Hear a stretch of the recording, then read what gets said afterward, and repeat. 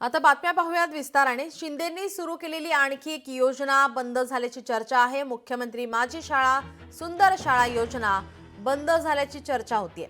आनंदाचा शिधा आणि यानंतर आता माझी शाळा यावर आता लाल शेरा दिल्याचं बोललं जात आहे। याआधी शिक्षण विभागातील स्वच्छता मॉनिटर, एक राज्य एक गणवेश, पुस्तकाला वह्यांची पानं हे निर्णय सुद्धा मागे घेण्यात आले। एकाच शैक्षणिक वर्षात राबवण्यात आलेली ही योजना नोव्हेंबर उजाडला तरी राबवण्यात आलेली नाही। त्यामुळे एकनाथ शिंदे मुख्यमंत्री असताना सुरू करण्यात आलेल्या आनंदाच्या शिधा या योजनेनंतर शिक्षण विभागातील माझी शाळा सुंदर शाळा ही योजना सध्या बंद करण्यात आल्याची माहिती आहे।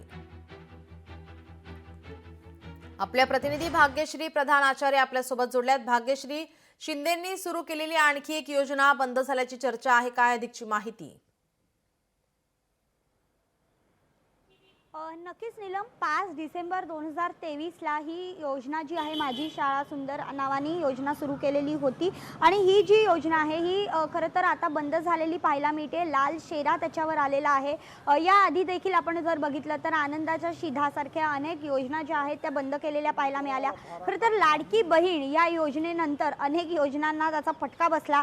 शिवभोजन थाळी जी योजना होती त्या योजनेला देखील कुठेतरी कात्री लागलेली पाहायला मिळते। अत्यंत कमी दरामध्ये खरं तर लोकांना जेवण मिळत होतं, मात्र आता प्लेट्स वाढवायच्यात, मात्र प्लेट वाढवण्यासाठी परवानगीच दिली जात नाहीये। त्याचं कारण पैसेच दिले जात नाहीयेत। 2-2, 3-3 महिने शिवभोजन थाळीला देखील पैसे येत नाहीयेत। त्यासाठी त्यांनी देखील मागे आंदोलन केलेलं होतं। एकंदरीत जर बघितलं तर या योजनांचा सगळ्या बट्ट्याबोळ झालेला पाहायला मिळतोय। याचं कारण महत्त्वाचं असं आहे की राज्यामध्ये आर्थिक अडचण जी आहे ती झालेली पाहायला मिळते। या संदर्भात अजित पवार उपमुख्यमंत्री यांनी वारंवार सांगितलेलं आहे। मात्र असं असताना वेगवेगळ्या योजना राबवणं आणि त्या बंद पडणं हे खरं तर महापालिकेच्या निवडणुकांच्या पार्श्वभूमीवर महायुतीला कुठेतरी फटका देणारं ठरेल का अशी चर्चा आता आहे।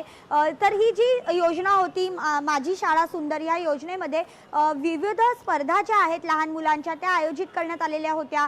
जिल्हास्तरीय स्पर्धा होत्या, राज्यस्तरीय स्पर्धा होत्या आणि त्याची जी बक्षिसं होती ती देखील 1-1 लाखाची बक्षिसं यामध्ये विद्यार्थ्यांना देण्यात आलेली होती। या निमित्ताने शाळेचा परिसर जास्तीत जास्त कोण स्वच्छ ठेवणार यासाठी एक बक्षीस ठेवण्यात आलेलं होतं। यामुळे शाळेचं सौंदर्यीकरण देखील केलं जात होतं आणि त्यामुळे शाळांना एक वेगळ्या पद्धतीने उत्साह निर्माण होत होता। विद्यार्थ्यांच्या शिक्षणामध्ये विद्यार्थ्यांना जोमाने एक आशा निर्माण होताना पाहायला मिळत होती। मात्र या अशा महत्त्वाच्या ज्या विकासाच्या दृष्टीने महत्त्वाची असलेली ही योजना जी आहे ती देखील आता बंद पडलेली पाहायला मिळते। एका लाडकी बहीण योजनेमुळे आणखी तुम्ही किती योजना बंद करणार आहात असा प्रश्न मात्र विरोधक सातत्याने विचारत असताना बघायला मिळतात। नीलम जी, नक्कीच। जसं तू म्हणाली तसं आता पुन्हा एकदा विरोधकांना सत्ताधाऱ्यांवरती टीका करण्यासाठी पुन्हा एकदा आता ही संधी मिळण्याची शक्यता आहे। नक्कीच, कारण आपण जर बघतोय की जी संधी आहे ती तर मिळणारच आहे। त्याचं कारण आतापर्यंत जर आपण बघितलं तर अंबादास दानवेंनी एक नुकतंच ट्विट केलंय आणि या ट्विटमध्ये त्यांनी कोणत्या कोणत्या योजना ज्या आहेत त्या बंद झाल्यात त्या संदर्भात देखील त्यांनी माहिती दिली आहे। यामध्ये आनंदाचा शिधा आहे, त्याच्यानंतर माझी सुंदर शाळा आहे, 1 रुपयात पीक विमा ही महत्त्वाची शेतकऱ्यांसाठी महत्त्वाची असलेली ही योजना। खरं तर आता पूर परिस्थिती राज्यामध्ये निर्माण झाले त्या दृष्टिकोनातून ही अत्यंत महत्त्वाची योजना। स्वच्छता मॉनिटर नावाची एक स्वच्छ भारत अभियान या धर्तीवर केलेली ही योजना, एक राज्य एक गणवेश ही योजना, लाडक्या भावाला अप्रेंटिसशिप ही योजना जी नोकरी संदर्भातली महत्त्वाची योजना आहे। तरुण बेरोजगार होत आहेत आणि त्या संदर्भात ही योजना आणलेली होती। योजना दूत योजना आणि मुख्यमंत्री तीर्थदर्शन योजना या सगळ्या योजना ज्या आहेत त्या बंद केल्यात। जी शेवटची योजना मी सांगितली मुख्यमंत्री तीर्थदर्शन योजना ही योजना खरं तर ज्येष्ठ नागरिकांसाठी तयार केलेली योजना होती। काही ट्रिप त्याच्या झाल्या देखील, मात्र त्यानंतर ती बंद पडली। अशा विविध योजना ज्या आहेत त्या बंद पडतात आणि याचं एकच कारण की लाडकी बहीण योजना आता बंद करता येऊ शकत नाहीये। त्याचबरोबर यांनी असं देखील कबूल केलं होतं निवडणुकांच्या आधी विधानसभेच्या की लाडक्या बहिणींना आम्ही 2100 रुपये देऊ। आता 1500 रुपये देतानाच इतका मोठा त्रास सहन करावा लागतोय। 2100 रुपये देणार कुठून, आणणार कुठून तिजोरीत तेवढे पैसे असायला पाहिजेत अशा पद्धतीचं वक्तव्य अनेक वेळेला उपमुख्यमंत्री अजित पवार यांनी केलेलं पाहायला मिळत होतं। आणि एकंदरीत जर आपण बघितलं तर आता ह्या लाडक्या बहिणीला जे पैसे दिलेत ते देखील सामाजिक न्याय विभागातनं दिलेत, त्याच्यावरनं देखील अनेक वेळेला नाराजीचा सूर जो आहे तो उमटलेला पाहायला मिळालाय। जसं जी की संजय भाग्यश्री, शिरसाट आपण यांनी आमच्यासोबत या असेच संदर्भात जोडलेले राहा। आपल्यासोबत किशोरीताई पेडणेकर या फोन लाईन वरून जोडलेले आहेत। किशोरीताई, शिंदेंनी सुरू केलेली आणखी एक योजना बंद पडण्याच्या मार्गावर आहे। मुख्यमंत्री माझी शाळा सुंदर शाळा ही योजना आता बंद पडण्याच्या मार्गावर आहे। नाही, मार्गावर नाही, सगळ्या योजना बंद केल्या आहेत। फक्त माझी लाडली बहीण हे पण काय तर पाहिजे तशी हवी तशी योजना राबवली आणि मतं मिळवली। आता लाडल्या बहिणीचा मुलगा नाही शिकला तरी चालेल, उलट नाही शिकला पाहिजे, अशोक अडाणी राहिले पाहिजे, म्हणजे मग आम्ही सत्तेत असणार। आणि त्या पद्धतीने आरोग्य सगळं ढिसाळ झालेलं आहे, शिक्षण ढिसाळ झालेलं आहे, सगळ्या बाजूनी महाराष्ट्र मागे गेलेला आहे। परंतु लाडल्या बहिणीचे मात्र 3 महिन्यांनी 2 महिन्यांनी टाकतायत, कारण जर बहिणी फुगटल्या रागवल्या तर मतदान मिळणार नाही।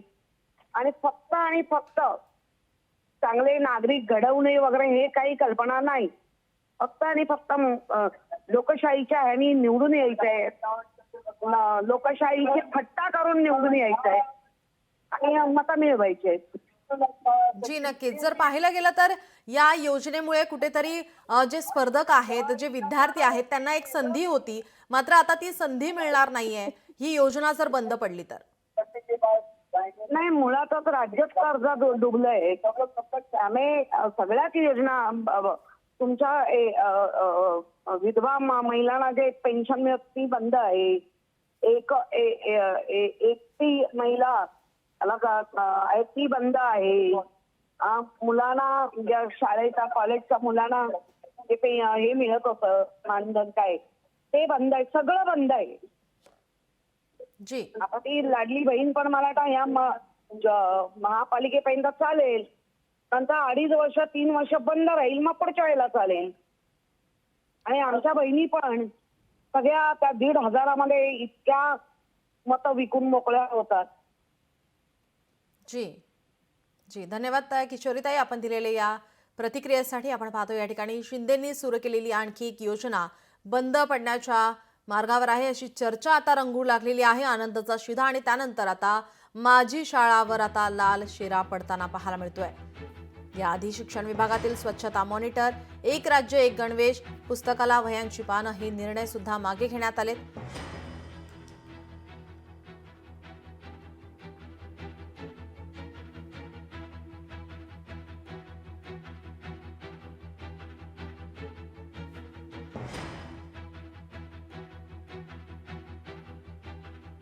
आपल्या प्रतिनिधी भाग्यश्री प्रधान आचार्य आपल्यासोबत जोडलेलेच आहेत। भाग्यश्री, आपण पाहतोय आता विरोधकांकडून टीकास्त्र डागण्यात येत आहे। या ठिकाणी बोललं जात आहे की आता सत्ताधाऱ्यांकडे, सरकारकडे पुरेसा असा पैसाच नाहीये, तर लवकरच लाडकी बहीण योजना सुद्धा बंद पडेल असं आता त्यांच्याकडून बोललं जात आहे।